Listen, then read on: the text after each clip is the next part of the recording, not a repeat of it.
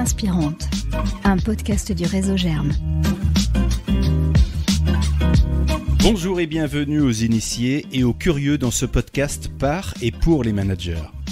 L'association Germe, réseau de progrès des managers, propose une offre croisée près de chez vous. 2 cycles de formation inspirants, Germe destiné aux managers et cadres dirigeants, et Émergence pour les managers de proximité. Germe, ce sont aussi des événements apprenants et des outils innovants. Êtes-vous déjà parti en exploration ? Je précise, dans un cadre professionnel et pour des raisons pédagogiques. Eh bien, c'est de cela dont il s'agit aujourd'hui dans cet épisode. Écoutez les retours à chaud des participants de la Learning Exploration de Germe. Une semaine de rencontres de dirigeants de l'Ouest de la France autour de l'idée que l'on peut transformer l'organisation de son entreprise. Alors, que viennent chercher ces managers en participant à cette semaine itinérante ? En quoi cette Learning Exploration est-elle une façon différente de s'inspirer pour mieux se transformer ? Et pour commencer, puisque chez Germe nous sommes en avance de l'expérience, qu'ont-ils expérimenté ? La graine inspirante, un podcast du réseau Germe. Bonjour et bienvenue, nous sommes à Pornic aujourd'hui en compagnie d'explorateurs du réseau Germe. Ils sont joyeux, ça c'est très bien. Des managers, des animateurs de groupe et un intervenant, Alexandre Gérard, dirigeant du groupe Innoven, qui nous accueille au sein de l'écodomaine La Fontaine. Alors j'ai parlé d'explorateurs car dans le cadre de la Learning Exploration qui se déroule toute cette semaine, des managers découvrent des entreprises de l'Ouest de la France et renseignent davantage la place et le rôle du manager dans les transformations organisationnelles. C'est le thème de cette expédition et de ce podcast. Alors racontez-nous des belles histoires de rencontres, si vous voulez bien, chers participants, des rencontres effectuées depuis le début de la Learning. Qu'est-ce que vous avez entendu ? Qu'est-ce que vous avez observé ? Qu'est-ce que vous avez ressenti ? On commence avec toi, Corinne. Eh bien, la première journée, c'était l'école POP. On a essayé de nous expliquer le lean management. Et là, j'ai eu peur. Je me suis dit, non, c'est pas possible. C'est quoi l'école POP déjà ? Alors, l'école POP, c'est une école où il y a du management visuel et où on explique comment travailler plus efficacement en évitant tous les gaspillages. Et c'est donc la définition du lean. D'accord. Donc, toi, tu arrives avec quoi quand tu entends parler de lean ? Lean, j'en ai entendu parler beaucoup en production. J'avais pas forcément une très belle image. Tu peux nous dire dans quel type d'entreprise tu travailles ? Alors, je travaille dans le Nord, dans une entreprise de la chimie. Donc, le lean n'avait pas de très bonne réputation pour toi. Non. Et là, aux surprises, on nous entraîne dans un atelier où on doit fabriquer des mini-skates. Et cet atelier était franchement pas très bien rangé. Mais avec des consignes très limites en termes d'explication. Et donc il a fallu, j'avais une visseuse dévisseuse à la main, il a fallu que je visse les roues du skate. Et entre deux, à côté, j'avais mes camarades et j'avais Émilie qui se faisait incendier par quelqu'un. Émilie va nous raconter. Émilie, qu'est-ce qui s'est passé ? C'est bien, tu fais les transitions en plus. Alors donc oui, effectivement, je me faisais incendier par Jean-François, qui était un chef hors pair. Jean-François, c'est un participant de la Learning Exploration, il est par ailleurs animateur Germe.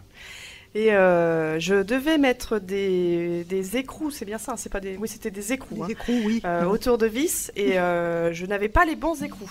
Et Jean-François ne trouvait rien de mieux à me dire que « Mais tu n'as qu'à te débrouiller, tu n'as qu'à les trier, de toute façon, débrouille-toi ». Parce que Jean-François, c'était ton rôle, ça, ou c'est ta nature profonde ? C'était un rôle de composition, je suis pas du tout comme ça, tout au contraire. En tout cas, tu l'as extrêmement bien joué. C'est un agneau. Un acteur né. Et alors, quand on fait ça, on apprend quoi ?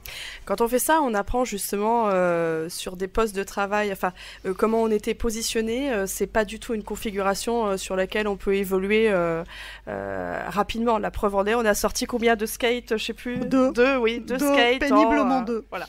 En une demi-heure, il me semble, quelque chose comme ça. Ah ouais. oui. Bon, voilà. Donc c'était vraiment. Vous étiez payé à la rentabilité, non ? On n'était pas payé, en fait. Jean-François, il m'a enlevé toutes mes primes d'un seul coup, donc. Donc voilà ce que vous avez découvert au sein de l'école POP. D'autres découvertes, d'autres observations ressenties cette semaine de Learning Exploration. Anne, donc moi je travaille dans le transport, dans une filiale de 190 personnes, transport de marchandises classiques, et on a rejoint un groupe il y a 2 ans de 1600 personnes. Et j'étais vraiment ravie de participer à cette Learning Exploration. J'ai moi-même eu la possibilité d'expérimenter pas mal d'outils grâce à Germe, notamment depuis 2 ans. Je me suis aussi documentée expérimenter via des livres, etc. Enfin, voilà, je suis très curieuse du sujet. Et là, c'était vraiment l'occasion de rencontrer différents acteurs dont j'entends parler depuis des années, donc de les voir vraiment témoigner de leur vécu et surtout de découvrir des démarches qui sont allées vraiment en profondeur et des transformations, je dirais, abouties d'entreprises au niveau collaboratif.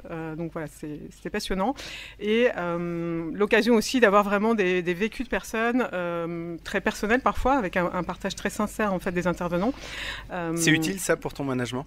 C'est très utile puisqu'on est toujours en questionnement dans ce type de démarche et ça permet d'aller identifier effectivement la réalité de la démarche en fait et effectivement à quel risque on est prêt à mettre en œuvre et jusqu'où on souhaite aller. Parle-nous d'un témoignage marquant. Il y en a eu plusieurs en fait, mais je pense à 2 témoignages d'entrepreneurs qui ont parlé de leur réussite mais aussi de leur difficulté à mener une transformation. Je pensais à Laurent qui a témoigné de la difficulté d'emmener le CODIR en fait dans cette démarche de transformation à tel point qu'aujourd'hui il n'y a plus de CODIR. Donc c'était une expérience humaine assez marquante. Ah bon ? Il n'y a plus de CODIR, c'est possible ça ? Plus de CODIR ?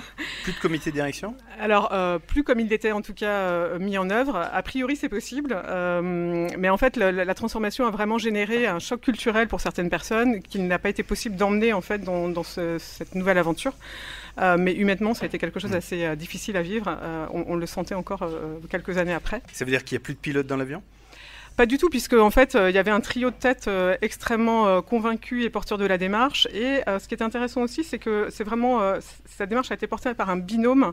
Ils se sont appelés binôme de la transformation culturelle.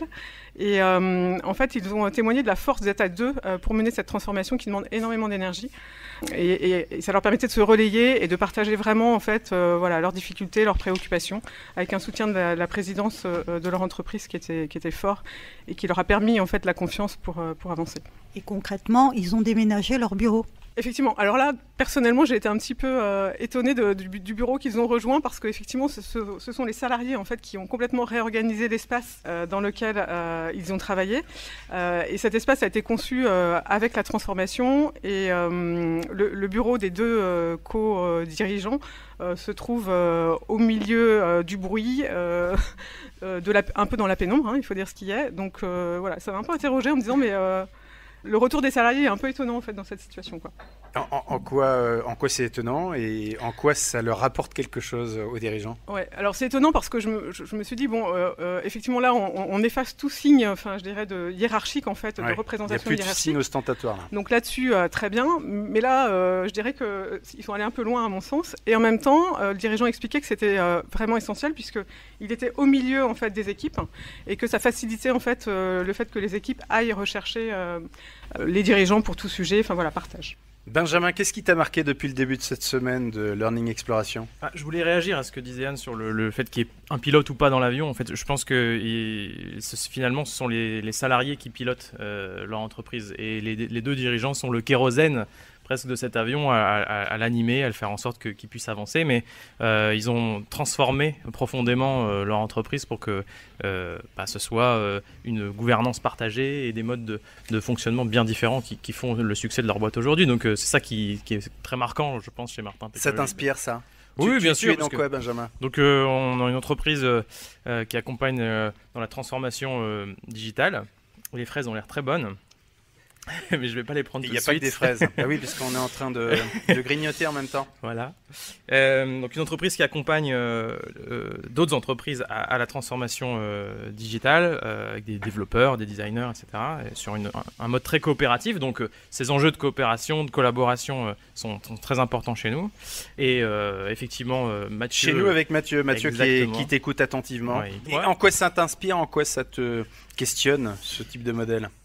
On est en pleine transition, en pleine croissance de l'entreprise et donc on passe de la pizza team très coopérative, très sympa, sur lequel on a une gouvernance en fait très familiale à quelque chose de beaucoup plus gros, à 38, 40, peut-être 50 bientôt. Et donc on a besoin de réfléchir nos modes d'organisation et donc c'est là où cette Learning Exploration nous permet de voir un peu des inspirations diverses, prendre ce qui est bon à prendre à droite, à gauche, se laisser imbiber de tout ça pour ensuite en faire quelque chose de transformant dans notre... Et vous nous direz plus précisément ce que vous avez envie de prendre de cette semaine, mais un petit peu plus tard dans cet épisode.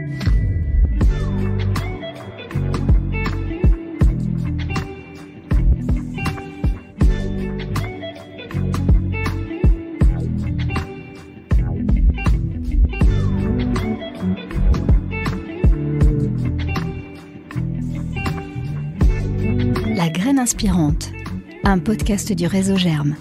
Pour bien préparer une formation et de surcroît une exploration pédagogique d'une semaine entière, il est sans doute important d'identifier ses besoins, ceux de son entreprise et de sa fonction, et aussi ses besoins personnels. Mathieu nous parle à présent de son intention qui l'amène à participer à la Learning Exploration et de la surprise que constituent les rencontres des intervenants dirigeants. Mathieu, toi, tu arrives avec quelle intention à cette Learning Exploration ? J'arrivais avec beaucoup de curiosité. On avait reçu un programme qui était relativement détaillé à l'avance, mais qui ne nous disait pas forcément en détail ce qu'on allait voir ou trouver. Et puis en fait, je pense qu'on n'est jamais vraiment prêt, parce qu'on s'attend à trouver... En fait, le programme donne les titres, il donne les noms des entreprises, il donne éventuellement une thématique, mais il peut en aucun cas nous préparer à la rencontre qu'on va faire.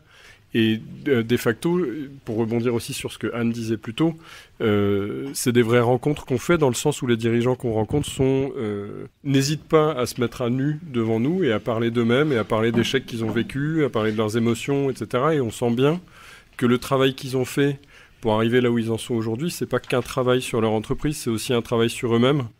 Et du coup, c'est des rencontres qui sont au fond vachement belles et qui nous apportent pas forcément que par la technique ou par. Oui, c'est ça. C'est pas que le modèle de l'organisation. C'est l'homme, la femme, les hommes, les femmes, bien sûr, qui constituent les fondamentaux.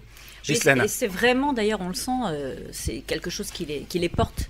Voilà, c'est dans leur tripes, voilà. Et ça, c'est quelque chose, moi, qui m'a énormément marqué, c'est que tous ces hommes et toutes ces femmes qu'on a rencontrés depuis le début de la semaine sont vraiment habités par ce qu'ils font et par leur volonté, effectivement, de porter autre chose, un autre modèle et d'être sur une démarche qui soit la plus humaine possible. Un exemple précis après que tu nous aies dit ce que tu fais dans la vie. Alors Ghislaine, je suis de la région Centre-Val de Loire, je suis dans une grosse collectivité, j'accompagne je suis dans le développement économique. Voilà. Très bien. Alors un exemple ? Alors un exemple, très concrètement, moi j'ai effectivement été particulièrement marquée par des mots, des verbatims qui ont pu nous être effectivement partagés par... c'était le dirigeant de A56. A56, c'était Arnaud, je crois, Arnaud, qui nous a clairement... Voilà, on sentait que lui, il avait vraiment besoin de donner, de pouvoir effectivement mettre également à disposition tout ce qu'il avait pu d'ailleurs récupérer lui-même de par son parcours de Germe, parce que c'était un ancien Germe, et qu'on voit que ça, voilà, tout ce qu'il a traversé, tout ce qu'il a pu construire, lui a permis de grandir aussi. Il nous a d'ailleurs largement livré aussi les difficultés, Il vous a parlé aussi de l'importance des valeurs, d'identifier ces valeurs, de les travailler. C'était le cœur effectivement de sa présentation. Voilà. Ça t'a touché, Anthony ? Oui, c'est qu'il remettait le projet sur ses fondations, c'est définir les valeurs, la vision. De l'entreprise ou les siennes ? Parce que parfois on a l'impression que les valeurs de l'entreprise, elles doivent être calquées et puis tout le monde doit être au garde à vous devant les valeurs de l'entreprise. Alors c'est vrai que là-dessus, il y a différentes façons de faire. Je pense qu'ils ont associé leurs collaborateurs, mais Arnaud nous a dit qu'à un moment, il avait une divergence et il a amené sa position.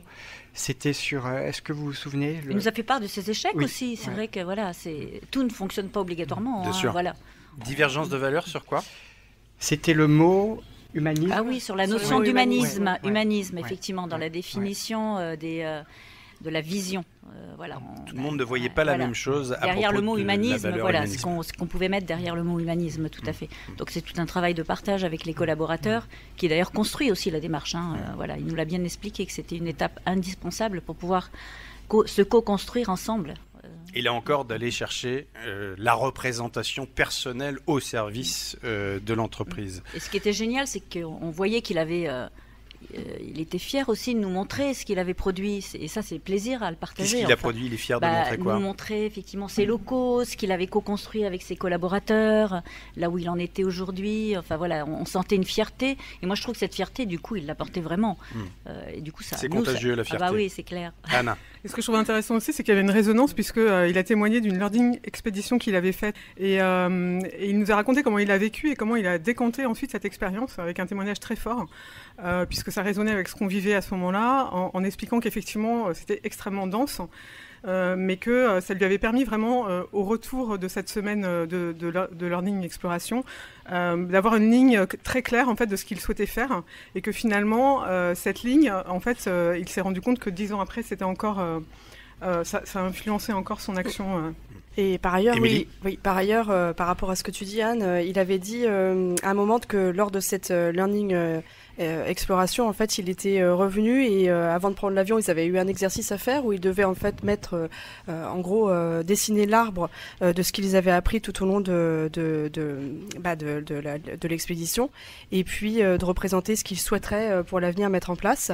Et ce qu'il nous a dit, c'est qu'il n'y a pas très longtemps, il a retrouvé cet arbre lors d'un déménagement, et que tout ce qu'il avait écrit sur cet arbre il y a à peine une dizaine d'années, ou une dizaine d'années tout juste, et ben en fait, c'est réalisé. Waouh! Donc il suffit de poser son intention quelque part. Et d'être convaincu de ce qu'on veut faire. Et d'être convaincu, évidemment, et mettre de l'action. Nous parlons de la Learning Exploration à laquelle vous participez. Je rappelle que le thème, c'est la transformation organisationnelle de l'entreprise, de la place et du rôle du manager dans ce processus.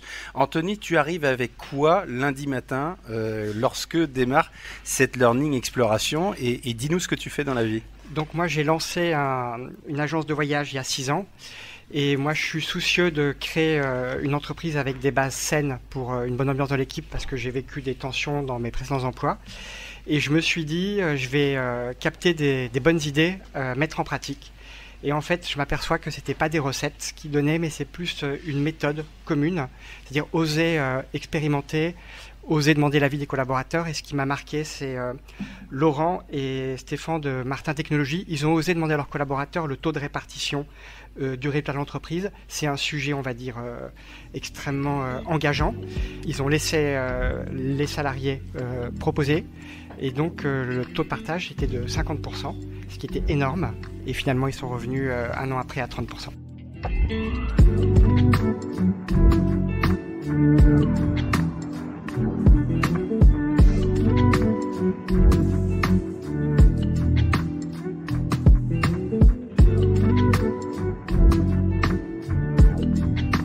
Les dirigeants que rencontrent les participants de cette Learning Exploration expriment avec beaucoup de générosité leur parcours, leurs émotions. Et si c'était ça aussi l'un des secrets de la transformation de l'entreprise, se connecter à l'authenticité de l'autre pour mieux se rencontrer soi-même. En voici un dirigeant qui a compris, à ses dépens, la nécessité d'écouter sa petite voix et de travailler sur lui pour mieux transformer, pour mieux bouleverser le fonctionnement de son entreprise. Il s'agit de notre hôte, c'est le dirigeant du groupe Innovon, Alexandre Gérard. Il y a un intervenant que vous avez rencontré aujourd'hui, et nous sommes chez lui au sein de l'écodomaine La Fontaine à Pornic. C'est Alexandre Gérard. Bonjour Alexandre. Bonjour tout le monde. C'est quoi ton quotidien ? C'est quoi mon quotidien ? Écoute, il y a 2 ans, j'ai fait un choix de vie. Je me suis séparé du pôle historique du groupe pour me consacrer à 2 missions qui me passionnent profondément. Le premier, c'est de partager tous les apprentissages que j'ai faits pendant 13 ans sur les organisations collaboratives. Et d'ailleurs, on sort, c'est une info que je ne vous ai pas donnée, on sort aujourd'hui même un livre blanc sur les organisations collaboratives. Ça sort cette semaine sur les réseaux sociaux. Et ben voilà, ça c'est un scoop. Au moment où on enregistre en tout cas. C'est un vrai scoop. Et puis la deuxième chose, je suis passionné par la renaissance éco-sociétale et on expérimente sur cet écodomaine qui fait une 12aine d'hectares à Pornic, on expérimente des principes d'économie régénérative. Voilà les 2 sujets. Régénérative. L'économie régénérative, ça part d'un constat que globalement, l'empreinte humaine est très largement supérieure à la biocapacité de la planète et que c'est une équation qui ne peut pas durer longtemps. Et donc, il est dans notre lecture, il va falloir réinventer le schéma sociétal. Et le schéma sociétal, on peut le repenser avec des paradigmes très différents. Par exemple, le local, produire où on consomme, son alimentation, son eau, son énergie par exemple. Ce qui fait des boucles carbonées très courtes. C'est circulaire, pas de déchets où le déchet est une ressource. C'est fonctionnel, c'est-à-dire s'affranchir des logiques de possession pour aller vers des logiques de location, de partage ou de gestion de commun. C'est collaboratif, c'est un sujet qu'on a abordé avec l'équipe aujourd'hui, c'est-à-dire faire ensemble, utiliser l'intelligence collective. Et puis on pourrait dire c'est aussi spirituel, pas dans le sens religieux du terme, mais dans le sens reconnexion à soi et à la nature. Tu as écrit un livre, Le patron qui ne voulait plus être chef. T'en avais marre ? En fait, j'ai eu deux grandes vies J'ai la chance d'être entrepreneur depuis l'âge de 25 ans. J'ai eu le plaisir de créer pas mal d'entreprises. Et j'ai eu 2 grandes vies. Une vie pendant 15 ans où j'ai fonctionné en command and control, c'est-à-dire c'était moi le chef. Et j'adorais ça, hein, pour tout vous dire. Ça ressemblait à quoi mes lundis. Il y avait 10 entreprises dans le groupe à ce moment-là. Et j'ai passé 10 heures en codir tous les lundis. Et j'adorais ça. J'avais un sentiment de puissance. Et voilà, je trouve ça... Une grosse voiture. Sans doute que c'était ça de réussir sa vie. Et puis la vie m'a chargé d'une bonne leçon en 2009. On était passé donc en la création de 0 à 300 personnes. Et là, il a fallu corriger très dur pour faire survivre la boîte, tout simplement. Et une rencontre, celle d'un personnage extraordinaire, Jean-François Zobrist, l'ancien patron emblématique d'une fonderie picarde qui s'appelle Favie, m'a ouvert les yeux sur une autre lecture que je pouvais faire de l'entreprise. Et ça a été le début d'une transformation incroyable, une transformation personnelle, une transformation de l'organisation qui a fait qu'à partir de ce moment-là, donc on a repassé la barre des 400 personnes quelques années après, et à partir de ce moment-là, chaque année supplémentaire a fait que l'organisation, plus je lâchais et plus l'organisation était performante. Et ça a été l'occasion... Plus tu lâchais quoi ? Plus je lâchais prise.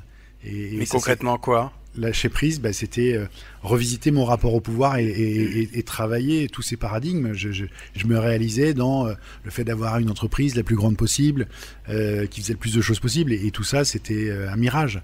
Et donc la reconnexion à soi, le fait de réaliser un rêve de gosse. À l'époque, j'ai eu la chance de faire un tour du monde pendant une année avec ma famille. Tu l'as pas fait tout de suite, en l'occurrence, ce tour du monde. Il a d'abord fallu organiser les choses, au bout de 2 ans, travailler sur toi. Et au bout de 2 ans, voilà, enfin, tu as accepté. Au bout de 2 ans, je me suis dit, si je veux que ça marche, il va falloir que je laisse la place physiquement. Et ça a été ce voyage, ce rêve de gosse, a été l'occasion de vraiment laisser la place pour que le collectif puisse s'en emparer. Qu'est-ce que ça suppose de mettre en place une organisation collaborative au sein de l'entreprise ? Et puis ensuite, je voudrais entendre les participants de la Learning Exploration pour savoir ce qu'ils ont entendu aussi de ce que tu leur as dit cet après-midi. Je propose plutôt qu'on les entende. Voilà. Qu'est-ce que ça suppose de mettre en place une organisation collaborative au sein de l'entreprise ? Benjamin ? Il y a un sujet de la confiance qui est... C'est une interro en fait. C'est une interro, ouais. Il y a un sujet de la confiance qui est très fort, hein. Une image qui était très chouette de remplir à la petite cuillère le baril de ce que représente notre entreprise de confiance, quoi. Donc c'est quelque chose qui prend du temps, quelque chose qui ne se décrète pas et qu'il faut maturer, prendre le temps d'avancer. Donc ça c'est un vrai enseignement de l'après-midi de ne pas oublier ça, de ne pas oublier la confiance. Émilie ? Oui, lâcher prise. C'est quoi ta façon de lâcher prise ? Ou ça sera quoi ta façon de lâcher prise ? Accepter de se tromper tout simplement, hein. Accepter de faire des erreurs et puis... c'est de la théorie ça. Non, c'est pas de la théorie. Justement, c'est ça qui est intéressant, c'est de pouvoir se tromper et de pouvoir rebondir et de réfléchir à qu'est-ce qu'on peut mettre en place d'autre. Ça t'est arrivé ? Oui, plus d'une fois. Et je pense que c'est normal. Et on se relève de tout ça, justement, et on continue d'avancer. Anna. Ce que j'ai retenu surtout, c'est que ça part d'une intention personnelle, d'une transformation personnelle, et ça transforme une vie, en fait. Et donc c'est un engagement qui est extrêmement fort, puisque c'est un engagement personnel, en fait, dans la démarche. Alexandre ? Alors effectivement, merci pour tous ces apports et cette restitution de ce qu'on a vécu aujourd'hui. Si je pouvais résumer un point, peut-être, c'est simplement de dire que basculer sur une organisation collaborative, c'est un vrai sujet, hein, c'est pas le 12e sujet sur le bureau. Et ça pourrait se résumer à mettre en place une équation ou à faire vivre une équation qui est de dire si dans une organisation conventionnelle, l'objectif de dirigeant, c'est d'avoir du résultat et pour ce faire mettre en place une exécution. Dans une organisation collaborative, l'objectif de l'équipe dirigeante, c'est de favoriser l'épanouissement des équipiers. Si les équipiers sont plus épanouis, ils vont plus s'engager. S'ils s'engagent plus, la boîte est plus agile. Et si la boîte est plus agile, elle sera donc plus performante. Ah mais le chemin, il est plus long. Hein. Alors évidemment, le chemin est plus long, mais tu sais, seul on va plus vite, ensemble on va plus loin. Ouais. Et il est important de comprendre que la performance est donc une conséquence de l'épanouissement et plus un objectif. Ça, c'est fondamental. Mais si j'ai des actionnaires qui me pressent, là, qui me mettent une pression de dingue pour avoir des résultats très rapidement, c'est possible ça de... Les actionnaires sont tous les mêmes. Ils veulent du résultat. Et à partir du moment où tu délivres du résultat, ils te laissent la liberté du comment. Et c'est ça qu'il faut comprendre. Ce type d'organisation, les organisations collaboratives, elles délivrent beaucoup plus de performance. Je vais ajouter une chose, c'est que dans un monde qui est en train de devenir chaotique, c'est ce qu'on disait tous ensemble, personne d'entre nous n'aurait pu prévoir le Covid, la guerre en Ukraine, les Américains qui sautent sur le Capitole, les IA qui débarquent dans les écoles, etc. Personne n'aurait pu prévoir ça. Donc dans un monde qui devient de plus en plus VUCA, volatile, incertain, complexe, chaotique et ambigu. C'est l'acronyme qui définit tout ça. C'est quoi la principale qualité d'une organisation ? Évidemment, c'est l'agilité. Et c'est pas une organisation pyramidale, et nos gouvernements nous le démontrent assez souvent, c'est pas une organisation pyramidale qui est adaptée dans ce genre de schéma. Alors, tu accompagnes des entreprises dans leur processus de collaboration. D'abord, on t'appelle à quel moment, ou on vous appelle, toi et tes collègues, à quel moment ? Quand l'entreprise va pas bien, ou quand, au contraire, on est disponible personnellement à faire évoluer son entreprise ? Il y a deux schémas. Il y a ceux qui y vont par la douleur, c'est ce que moi j'ai vécu. Mais il y a aussi tout un tas de dirigeants qui aujourd'hui ont, je dirais, un état de conscience avancé et qui comprennent que de toute façon, le schéma actuel, il ne peut pas durer dans un monde chaotique. C'est pas possible, ça ne marchera jamais. Et donc, ces gens, avec ce niveau de conscience avancé, commencent à chercher, à fouiller en disant c'est quoi les modèles alternatifs sur lesquels on peut réfléchir. Et dans ce cas-là, souvent, ils lisent le bouquin, ils nous appellent, on se rencontre. Et on fait aujourd'hui 3 journées par an sur lesquelles on accueille des dirigeants qui veulent se transformer et on leur partage nos apprentissages et après à eux de décider ce qu'ils veulent faire. Et qu'est-ce qui les fait réussir, ces entreprises ? Alors, on va d'abord poser la question aux participants d'E-Learning. Qu'est-ce qu'ils ont retenu C'était très bien ton idée là, de les faire participer. Qu'est-ce qui fait réussir une entreprise dans une démarche de collaboration ? Clairement, il y a la nécessité, en tout cas on l'a ressenti sur les témoignages qu'on a eus, c'était une situation de crise et une nécessité de se repenser et de redéfinir le projet de l'entreprise en tant que tel. Et surtout tous, ils ont eu un travail personnel sur c'est quoi un dirigeant, quel est mon rôle, quelles sont mes limites. Et je pense qu'on l'a vu en tout cas avec Laurent, il nous a dit en fait finalement je suis maintenant qu'un facilitateur et non plus quelqu'un qui donne les injonctions et qui explique comment faire.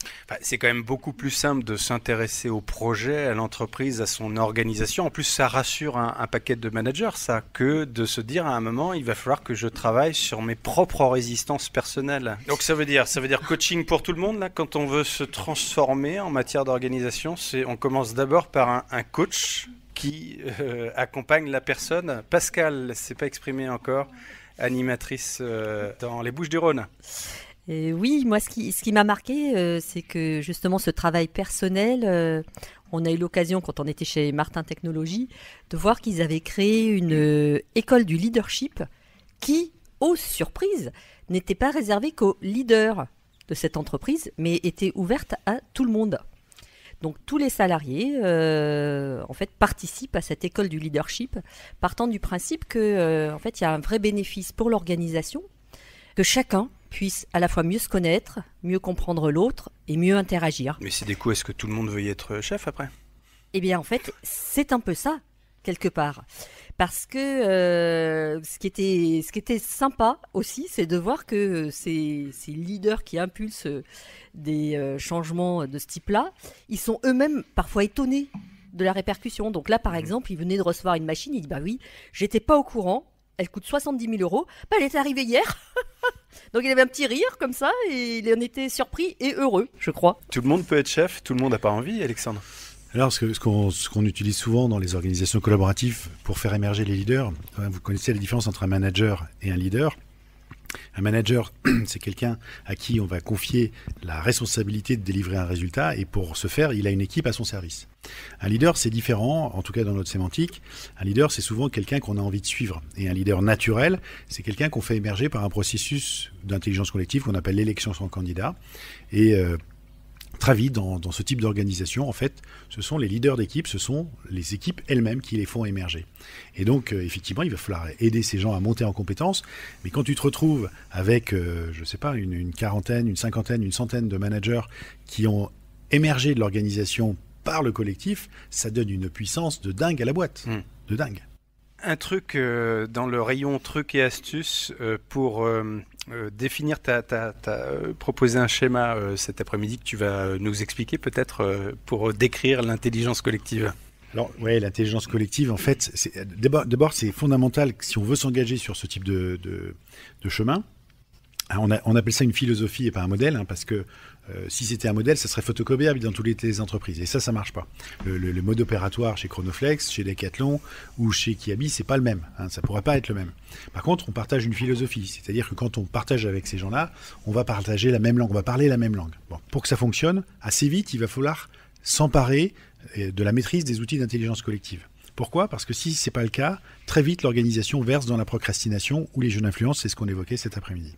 Alors, en résumé, c'est quoi les outils d'intelligence collective ?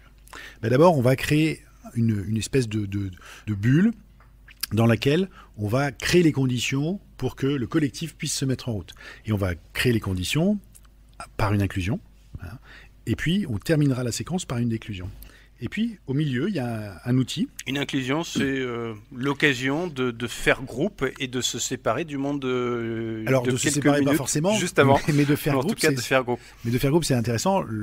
Ce que nous disons, c'est que l'inclusion, elle a 3 objectifs. De libérer la parole, de connecter le groupe et de poser un cadre protecteur de l'échange. Bon.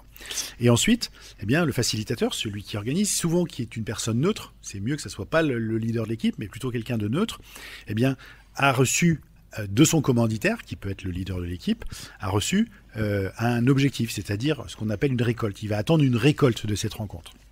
Et pour la mettre en œuvre, eh bien, il y a 3 grandes phases. La première, c'est une phase de divergence sur laquelle on va utiliser les outils qui vont nous permettre eh bien, d'empiler la totalité de ce qui peut s'imaginer comme réponse possible à la question dont on parle. Puis il y a une phase d'émergence sur laquelle on va assembler, connecter, tester. Voilà, on va tripoter toutes les idées dans tous les sens.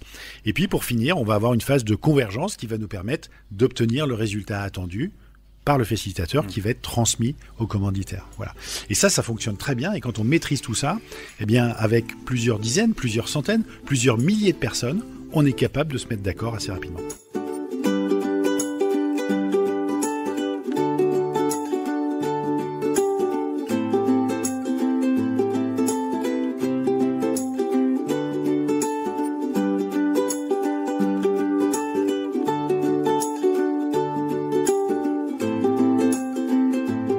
La graine inspirante, un podcast du réseau Germe. C'est un véritable changement de paradigme, l'organisation collaborative de l'entreprise. C'est séduisant comme modèle. Des équipiers plus épanouis, plus engagés, une entreprise plus agile et donc plus performante. Mais ça ne se calque pas d'une entreprise à une autre, dit Alexandre Gérard. Une telle mutation, c'est un investissement en temps et un accompagnement de l'intention personnelle de chacun. Dernière partie de cet épisode, et demain, comment les participants de ce parcours apprenant s'emparent-ils des témoignages de la semaine ? Sur quoi ont-ils le sentiment d'avoir progressé durant cette learning exploration ? Et qu'est-ce qui a changé en eux ? Moi, ça m'apporte. Émilie. Oui, moi, ça m'apporte énormément. J'ai envie de. Je repars avec beaucoup de choses en tête. Hein, donc, comme l'expliquait Mathieu tout à l'heure, hein, c'est vrai qu'il faut quand même refaire le tri derrière pour pouvoir mettre en place des choses vraiment concrètes. Mais là, je n'ai qu'une envie, c'est de revenir lundi. Enfin, pas lundi, puisque du coup, lundi, on ne travaille pas, mais mardi. Et d'y aller, quoi. C'est-à-dire que moi, je me posais beaucoup de questions. D'aller dans cette collaboration. Qu'est-ce qui se passe mardi matin, lendemain de Pentecôte ? Lendemain de Pentecôte, allez hop, je vais mettre un POP 5 en place directement. Non, c'est vrai que c'est quoi, en fait, un POP 5 un POP 5, c'est en fait de pouvoir faire un point avant de commencer la journée pour pouvoir recenser tout ce qu'on va réaliser dans la journée, nos impératifs, et ça permet aussi de voir si éventuellement il y a des besoins particuliers d'entraide ou autre. Donc ça, c'est quand même intéressant. Et puis je vais commencer cette démarche. Enfin, c'était une démarche que j'avais déjà enclenchée en fait, mais je mettais pas forcément de mots dessus. Et là, vraiment, ça m'a permis de clarifier les mots et d'aller plus loin. Ce qui a changé en toi, c'est un regain d'énergie. Alors, j'avais déjà de l'énergie, j'étais déjà à fond, je suis quand même quelqu'un qui est assez... Voilà. Mais là, j'ai envie de dire, je vais y aller encore plus. T'as entendu que c'était une affaire de personne, donc c'est une affaire de soin de soi aussi. Hein. Attention à la vitesse. Hein. Et oui, non mais ça justement, j'ai aussi appris à débrayer de temps en temps. Moi, je repars vraiment avec la notion de clarification sur 2 plans, en fait. pour l'entreprise, travailler le pourquoi, c'est-à-dire qu'aujourd'hui, je travaille en co-direction. Le pourquoi en un mot ou en deux mots? Le why ou le for what? Le why. Le why. Oui. En quoi c'est important de faire ce pourquoi nous sommes engagés ensemble? Ouais, ce qui est important, c'est que c'est une démarche qui demande beaucoup d'énergie, beaucoup d'engagement, et qu'il est important d'ancrer en fait dans les personnes qui vont être acteurs clés en fait le pourquoi de cette démarche et d'y revenir dans les moments un peu plus compliqués. Qu'est-ce qui fait commun? C'est ça. Et surtout, qu'est-ce qui nécessite cette démarche? Alexandre a exprimé tout à l'heure en parlant du monde, effectivement, qui va devoir faire face à de nombreux défis. Enfin, c'est déjà le cas, mais ça va s'accentuer. Ça ne parle pas forcément à tous, donc il y a d'autres arguments possibles, en fait, qui sont plus liés à l'entreprise, mais voilà. Et le deuxième aspect, c'est la clarification plus personnelle, c'est-à-dire d'aller plus loin dans la projection de son engagement. Jean-François? Alors, notamment animateur. Animateur, consultant, j'étais adhérent pendant 10 ans et Germ, ça transforme. Et ce voyage, ça transforme encore. Ouais. Et je voudrais vraiment remercier Germ de nous offrir l'opportunité de faire ce voyage, d'apprendre des nouvelles choses, parce que moi, j'en ressors grandi, enrichi, et avec plein d'outils que je vais utiliser, peut-être que je n'utiliserai pas. Le management visuel, notamment, qui est un outil super pratique et c'est tellement plus simple avec du visuel au lieu que des grandes procédures de 50 pages. Et en fait, ces différentes journées, ces différents intervenants, en fait, ça fait un puzzle qu'on va assembler. Peut-être pas là en sortant vendredi soir parce que la tête, elle sera bien remplie. Mais dans une semaine, peut-être, reconstituer ce puzzle et se dire, oui, voilà, tous les éléments, ils vont ensemble. Donc, première action, le management visuel. Ouais. Et qu'est-ce qui a changé chez Jean-François, qui pourtant est un aguerri du changement et de la transformation? Ce qui a changé, c'est une vision globale, en fait. Pour avoir vu plein d'intervenants Germ, tous aussi bons les uns que les autres, c'était à chaque fois des petits outils, des petits partages. Et là, en une semaine, on voit vraiment un ensemble, une cohérence dans l'ensemble des éléments. Anthony? Oui, moi ce que je voulais juste partager, c'est que c'est le mot confiance. Déjà, se faire confiance sur ses intuitions pour les mettre en œuvre et puis faire confiance aux équipes en se disant que du collectif peut sortir des idées plus riches que ce qu'on peut avoir seul. Je repars de cette semaine Benjamin qui remue. Là, ma fin de journée est un peu fébrile. Là, c'est avec tout ce qui nous arrive depuis quelques jours. Ça nous permet de... Et en plus, on lui demande de faire de la radio. Donc voilà, ça remue. Ça permet de poser un regard un peu sur tout ce qu'on fait, tout ce qu'on fait déjà bien, probablement, tout le chemin qu'on a à parcourir encore. Donc c'est avec ça que moi je repars. Je repars avec un chemin vachement intéressant à suivre. Accepter d'être bousculé parce que c'est pas grave en fait. Non, complètement. Et au contraire, on est venu pour ça, je pense. On est venu pour essayer d'aller pousser un peu les retranchements des choses et mettre des mots sur ce qu'on fait. Donc très intéressant. Mathieu? Et je rajouterais aussi le souci de comment on va arriver à partager ces enthousiasmes-là et ces rencontres-là. Et oui, c'est ça. Qu'est-ce qui se passe mardi matin à 8h justement, on y réfléchit, mais on pense qu'il va falloir être un peu... subtil dans la façon de faire pour partager ça, parce qu'on ne va pas rentrer en disant ça y est, on a la solution, on va vous montrer, c'est comme ci, c'est comme ça. Oui, ce serait exactement ce qu'il ne faudrait pas faire. C'est ce que je pense aussi. Et donc, en fait, annoncer le changement. Alexandre nous a dit cet après-midi, il ne faut pas annoncer le changement. Ça c'est clair. Ouais. Dire, faire rire, faire fêter. Voilà. Dire, faire rire et faire fêter. Et on me ferait 3 heures. Peut-être, ouais, au moins soumettre en fait les choses qu'on a vécues et les émotions qu'on a ressenties et les rencontres qu'on a faites aux gens qui sont restés à Lille, quoi, pour voilà, leur proposer ça en fait. Est-ce que c'est pas ça finalement? Moi j'ai retenu de ce que disait Alexandre pas mal de choses, mais notamment le fait que ça sert à rien de chercher à convaincre. Le mieux peut-être c'est d'exprimer ses ressentis, ses émotions, de les livrer avec cœur. Pascal, toi qui as été bousculé à plus d'un titre cette semaine. Je crois que le cœur, justement, moi c'est vrai que j'ai l'impression de repartir encore plus confortée dans mes convictions. Donc le thème, j'y suis venue avec une grande envie. Et ça, c'est bien ancré, c'était déjà bien ancré, mais là c'est au top. Et bousculé dans les habitudes, dans l'anti-routine. Donc une vraie envie de revisiter le comment, finalement. Et ben voilà, après le why, le how, après le pourquoi, le comment. On va se quitter là-dessus. Nous étions à Pornic aujourd'hui, au sein de l'écodomaine La Fontaine. Merci beaucoup de nous avoir accueillis.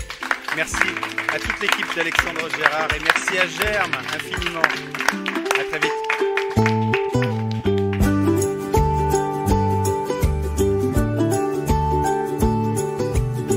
C'est sûr que ça remue une learning exploration. Peut-être parce que, au-delà d'un contenu précis, ce sont d'abord des rencontres qu'ont effectué les participants.